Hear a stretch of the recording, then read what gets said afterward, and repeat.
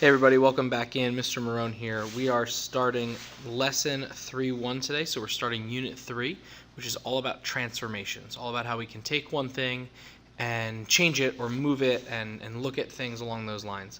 And we're going to start with one of the three main transformations today and then move forward from there. I feel like it has been a while since I've given a shout out, so shout out to all of my students that just won a state championship in our band. You guys haven't really gotten too much of a celebration yet, so you guys deserve it. Congratulations.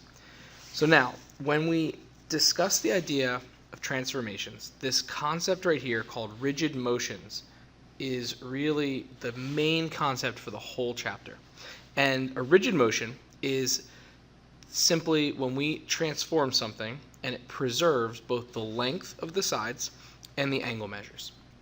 In other words, rigid meaning like really hard, and motion means we're going to take an item and we're going to move it somewhere else. So we're not going to change the figure at all, we're just going to move it.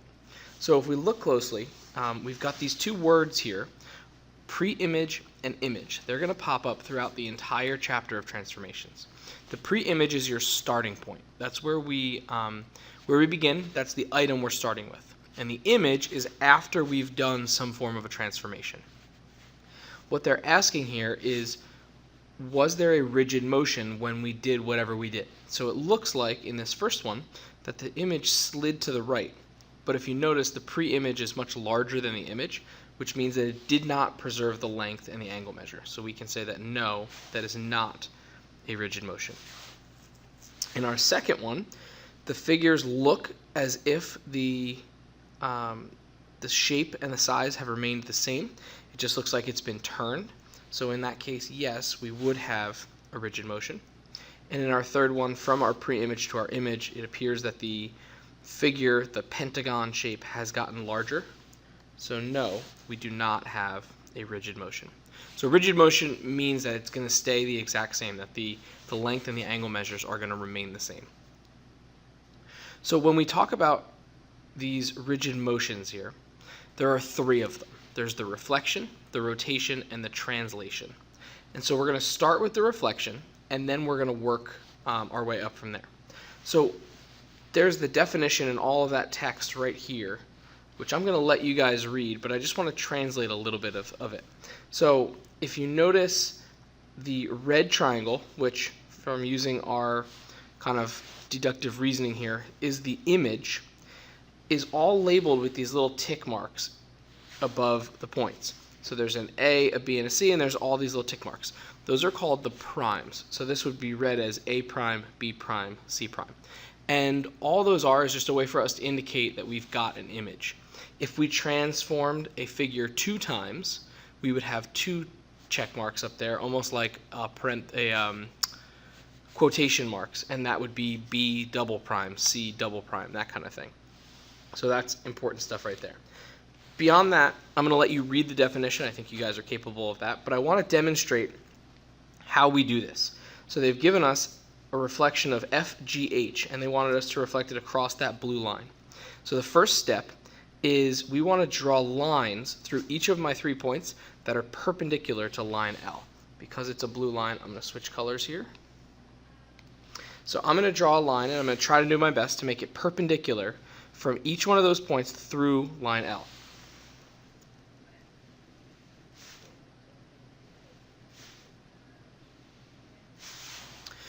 All right, so each of these would be perpendicular right there.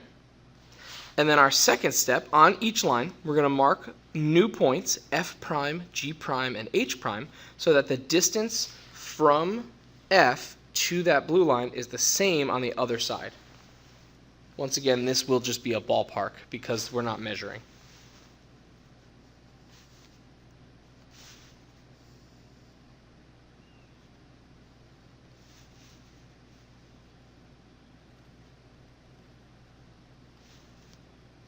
And then our last part is to just connect the points for our new triangle.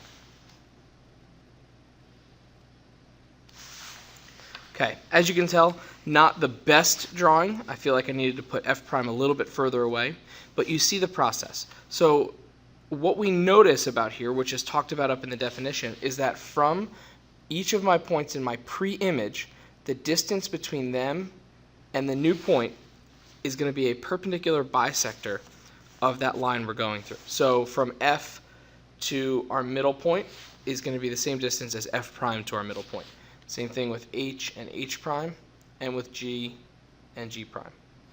So it preserves that distance. And really what you're going to do when we put it into the coordinate plane here is just use your ability of counting to reflect these things, which is kind of cool. And we're going to take a look and see if we can generalize. So they've given us a quadrilateral here. I'm going to graph it, and then we're going to take a look at reflecting it. All right, so I've got my figure graphed. Now we're going to perform our reflection. So they told us to reflect across the x-axis. What I'm going to do is use my distances for each one of my points and how far away they are from my x-axis. So my x-axis is right here. And if we look closely, J sits on the x-axis. So it's not going to go anywhere. We can't move it away. I'm just going to put a point over top of it and say that that's J prime, my new point.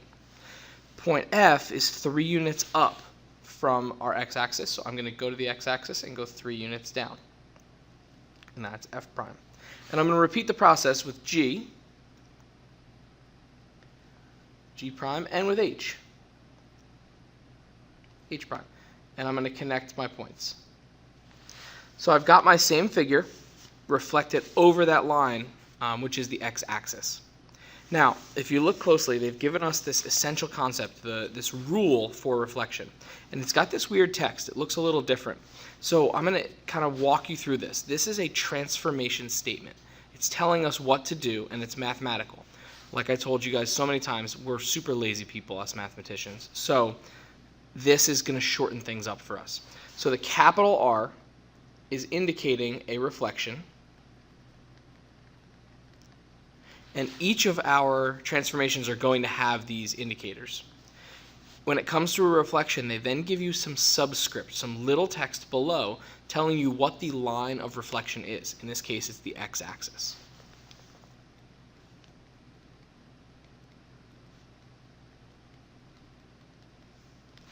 And then they're going to tell you what's happening to each of your coordinate points. So in this case, they're telling us that xy becomes x negative y. And if you look closely at your picture, that's true. Each of our x coordinates did not change. They're still at 0, at 2, at 4, and at negative 2, which I'm now realizing I graphed wrong, but that's okay. And we're just reflecting it across our x-axis, meaning we're changing the sign on the y coordinate. So if we look closely at this second example, they've given us this rule for our reflection over the y-axis. I'm going to pause the video and let you guys try this. So you're reflecting over the y-axis. Be careful to graph your figure correctly, which is something I did not do. And then see if you can reflect it. Pause the video and try this, and then when you come back in, the answer will be there.